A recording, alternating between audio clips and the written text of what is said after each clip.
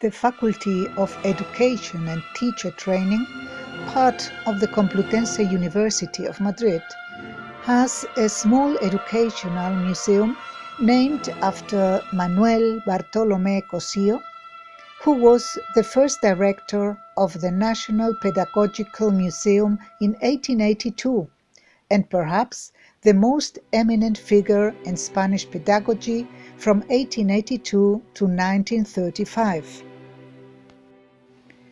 This small museum has as its predecessor the now disappeared National Pedagogical Museum mentioned before, and is directly related to the Free Institution of Education. This institution was created in 1876 and carried out the extraordinary task of cultural and pedagogical renovation. It was conceived as a pedagogical research and teacher training institute for the renewal of Spanish education.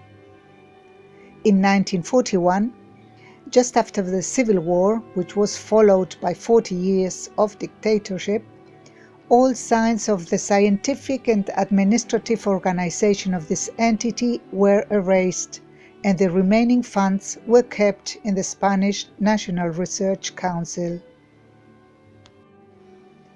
But 40 years after its disappearance, a renewed interest in the study of school objects and the importance of education museum began to emerge throughout the world, and another 20 museums of this type were created in Spain.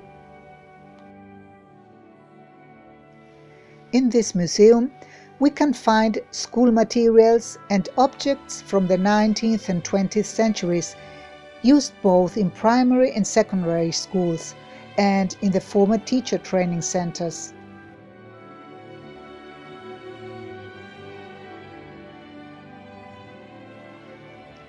But in addition, and this is what interests us most for this project, in this small museum we will find an educational textile collection from the old National Pedagogical Museum, a didactic collection of needlework, embroidery and lace, with pieces from the end of the 19th century and the beginning of the 20th century, which include pieces from all over Spain.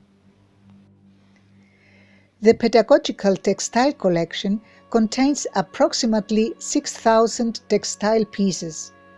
It is basically a collection that would serve as an example of how these works were made. The collection has 6 pieces of numeric bobbin lace from Hinojosa del Valle. The pieces are a band of 5.5 by 34 centimeters, a rectangular cloth of 10.5 by 14 centimeters, another round cloth of 24 centimeters in diameter, a border or edging of 22 by 14.5 centimeters, a collar of 29 centimeters by 18.5, and an oval cloth of 20.5 by 30 centimeters. All of these pieces are made with very fine thread.